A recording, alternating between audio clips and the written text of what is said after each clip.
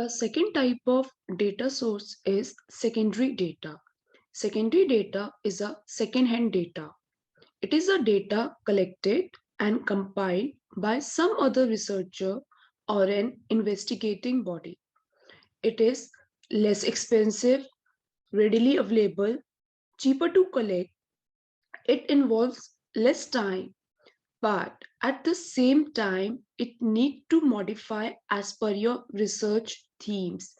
As it is a second-hand data, so it is not as per the requirement of your study. So accordingly, you need to modify or arrange it as per your study. Secondary data can be collected through internal sources as well as through external sources. Some internal sources include company records, employee records, sales data, financial statement. External sources include both government as well as non-government sources. Government sources include census data, handbooks of RBI, foreign trade of India monthly statistics, economic survey, national sample survey. Non-government sources include books and periodicals, directories, databases maintained by A Security, Provis, Capital Line, to mention few. Now let's see some of these sources. Simply go to the Google, check some of the data banks available which are freely accessible. For example, World Bank data. Search in the Google, you will get the link data.worldbank.org. Click on this link. You will see World Bank open data. Here we have data in the form of open data catalog, data bank, microdata library, atlas of sustainable development goals, international debt statistics. Let's log into data bank.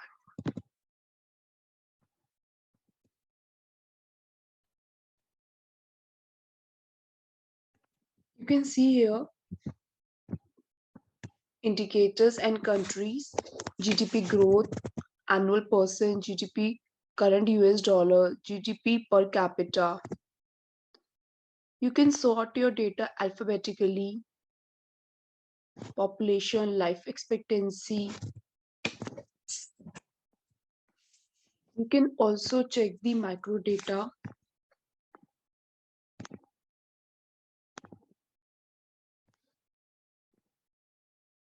Browse catalog.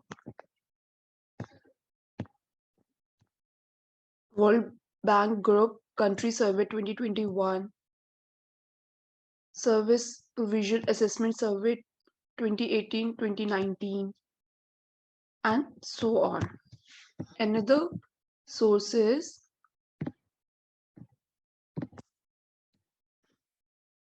UN data. Simply search UN data. You will find the link data.un.org. Click on it. Here you will get the data on population, national accounts, education, labor market. You can browse the data country-wise. Another database is OECD data.oecd.org. You can browse topic-wise. You can browse country-wise.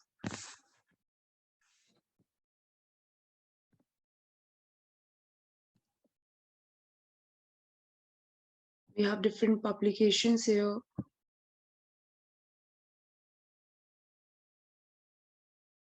Similarly, we have database from moneycontrol.com. Here we have data like portfolio commodities, mutual funds, markets. One of the most prominent database in India is RBI. Simply log into the RBI website rbi.org.in. They have a column publications where we have annual, half-yearly, quarterly, bi-monthly publications. I went to the annual publications. I can see here handbooks of statistics on Indian states, macroeconomic and monetary developments, state finances, a study of budgets, statistical table relating to banks in India. Similarly, you can select the half-yearly or quarterly statements and you can see your data.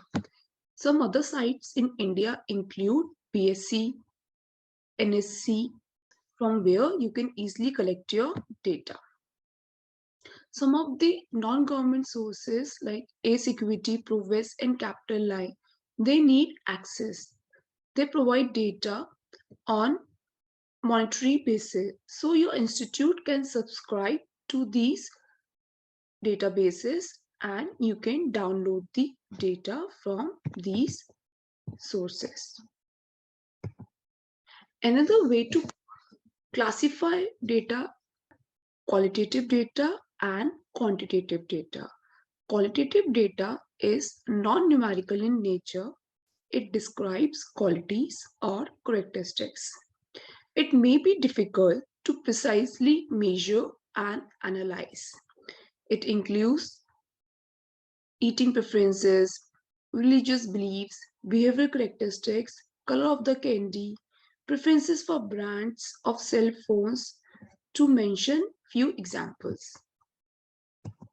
In quantitative data, we have data either which can be counted or compared on a numerical scale. So it is numerical in nature. It is easier to perform statistical techniques on quantitative data. Some examples include sales, population, performance of student in a test paper, number of COVID-19 patients, and so on. Another way to classify data is cross-sectional, time series, and panel data. In cross-sectional data, data of any subject is collected at the one point or period of time. For example, if T is my time period and N denotes my subject, so N is larger than T. It is generally concerned with what happened at particular times or to make comparison. Let's take an example. Impact of COVID-19 on the health of doctors. Performance of automobile companies during the financial year 1920. I have created some database for you. I have taken this data from the World Bank database. For example, for the year 2020, I want to check the population of Afghanistan, Albania, Algeria, and all the countries in the world. So I have collected the population data for the year 2020 of different countries in the world, as you can see in column A. Moving back to my presentation, after cross-sectional data, we have time series data. In time series data, a study involves repeated observation over an extended fixed period. A fixed sample of population element measures repeatedly, and the time period ranges from weeks to months to quarters to years. For example, I want to check the sales performance of firm A for a period of 10 years. Let's see the example of time series data.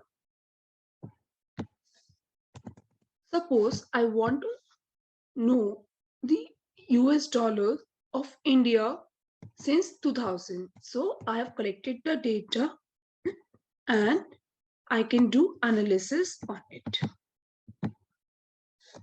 After time series data comes the panel data. When we combine time series and cross-sectional together, when I'm having n number of firms for a longer period of times, then I define my data set as panel data.